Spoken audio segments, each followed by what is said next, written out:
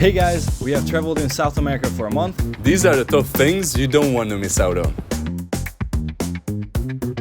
You can't talk about Rio without mentioning the famous Copacabana beach. It's one of the most unique beaches in the world, as it's even open during the night, and you can find a lot to do here. We rented bikes using the Itaú app and we biked across the entire beach, which was a cool experience. Although the water can be quite chilly in the off-season, it's still fun to try the water even if you don't go swimming. We also recommend to try a caipirinha from one of the local vendors. If you ever end up in Rio, you have to visit the Sugarloaf Mountain. For people who like a challenging hike, we can't recommend Pedro de Gava enough. After about a 2.5-hour hike, you have to climb up the rocky face of the mountain to get to the top. We chose to climb without the ropes, which made it a lot more interesting.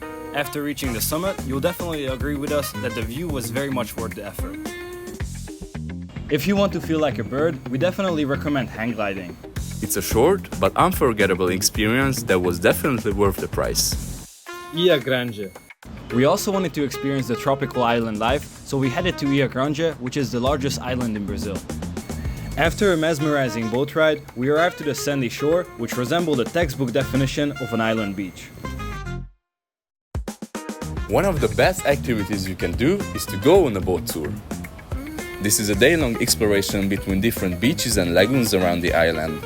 There are a lot of packages to choose from, so you can visit the places that seem the most interesting to you. There are two notable hikes you can do on this island if you're up for it. The first one is a 2.5-hour hike to a hidden beach called Lopes Mendes. During the hike, you also go across two other beaches, but the last one is the most fun. You can spend the whole day here just relaxing or surfing, and if you don't want to hike back, you can take a taxi boat. The second hike is definitely not for the faint of heart. This hike will test your patience for sure. Parrot Peak is the highest point of the island, and it takes 3 hours to reach the summit, which is 982 meters high. Sao Paulo. Our third stop was in the city of Sao Paulo. Although we got unlucky with the weather, there were still some cool places that we could visit. The Sao Paulo Art Museum, which has the works of many notable artists on permanent display, is definitely worth a visit. Our favorite place in the whole city was the Batman Alley, which is the art district. The best part about the art district is that on Saturdays there are a lot of bars with live bands playing samba music. If you're in Sao Paulo on a weekend, you must check it out. One of the best places to get some food is the Sao Paulo market. This place is full of vendors selling all kinds of goods, from exotic foods to spices. A nice tip is that a lot of these foods you can sample for completely free. Foz do Iguaçu. Our final stop in Brazil was one of the natural wonders of the world, the Iguaçu Falls. This natural beauty is host to the largest collection of an astonishing 270 individual waterfalls.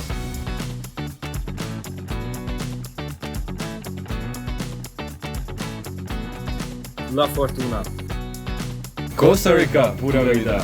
Which means, well, actually it means everything. Host to some of the most amazing rainforests and natural landmarks, visiting the town of La Fortuna in the heart of Costa Rica was definitely one of our best decisions that we made on this trip. There's an overwhelming amount of things that you can do and see around here.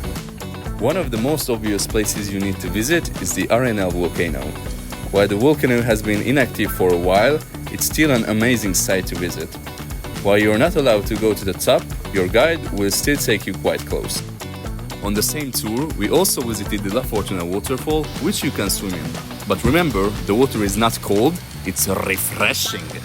Undoubtedly, the most unique thing you can do is to go whitewater rafting. The water is quite calm, so it's a very enjoyable experience. A surprising bonus of going rafting is that if you go in a dirty pair of shoes, by the end of the boat ride, they'll look as good as new. Panama City. Our last stop on this amazing journey was the Dubai of Latin America, Panama City. This was by far the cleanest and safest city that we visited, which was a nice change after 3 weeks on the road. While there aren't any thrilling mountains to climb or rivers to ride on, there's still a lot that you can do here. As we did in Rio, we also rented some bikes here to ride along the coast. Our 13-kilometer journey took us along the towering skyline, contrasted by the vast openness of the Pacific Ocean. Of course, you can't talk about Panama without mentioning the Panama Canal. One of the most impressive man-made structures in the world, it was a bucket list item we finally got to see in person. We hope that you enjoyed this video and got some useful information for your next trip to South America.